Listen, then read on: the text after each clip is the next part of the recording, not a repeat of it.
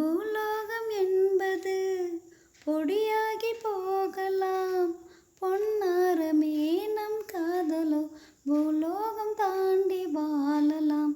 ஆகாயம் என்பது இல்லாமல் போகலாம், ஆனாலுமே நம் நேசமே ஆகாயம் தாண்டி வாழலாம். கண்ணீரில் ஈரமாகி கரையாச்சு காதலே, கரை மாற்றி நாமும் மெல்ல கரையேற வேண்டுமே. நாளை வரும் காலம் நம்மை கொண்டாடுமே. தாஜ்மஹால் தேவையில்லை அன்னமே அன்னமே, காடுமலை